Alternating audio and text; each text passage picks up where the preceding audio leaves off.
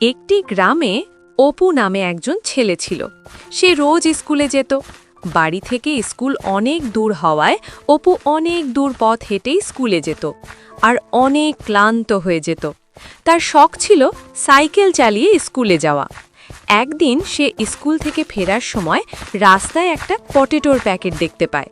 পটেটোর packet দেখে ভাবতে থাকে, পটেটোর প্যাকেটটি তো বেশ দারুণ দেখতে, খেতে অনেক মজা হবে, কিন্তু এটা দেখতে একটু অন্যরকম। তারপর সে প্যাকেটটি তুলে নিয়ে বাড়ি গেল।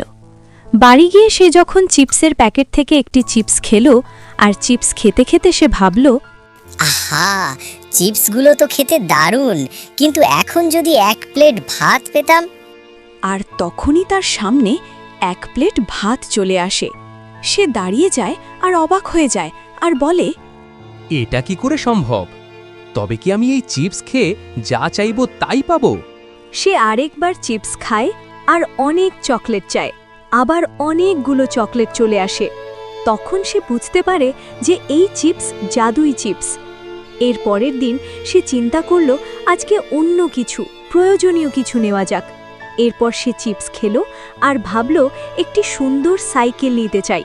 আর তখনই সুন্দর লাল একটি সাইকেল তার সামনে এসে যায়। সে খুব খুশি হয়ে যায়। এরপর নতুন কটি স্কুল ব্যাগ, আইসক্রিম ও অনেকগুলো নেয় আর চিপসগুলো সব শেষ হয়ে যায়। আর এত আনন্দে সে দুই হাতে তালি দিতে থাকে, বিশেষ করে নতুন সাইকেল পেয়ে। কিন্তু রাতে সে যখন ঘুমালো তখন সে স্বপ্নে দেখল যে চিপসটি ছিল একটি বৃদ্ধ লোকের, যে লোকটি ওই চিপসটাকে তার নাতির জন্য নিয়েছিল, কিন্তু তা সে হারিয়ে ফেল। আর তখন সে প্রার্থনা করে, হে আমার প্রভু, আমার পটেটোর প্যাকেটটি যেন আমার নাতির মতনই কেউ পায় আর তার মনের ইচ্ছাগুলো যেন সব পূরণ হয়। তারপর অপু বুঝতে পারে যে তার ভাগ্য অনেক ভালো। সেদিন থেকে অপু সাইকেলে স্কুলে যায় আর আসে। তার আর হেঁটে স্কুলে যেতে হতো না।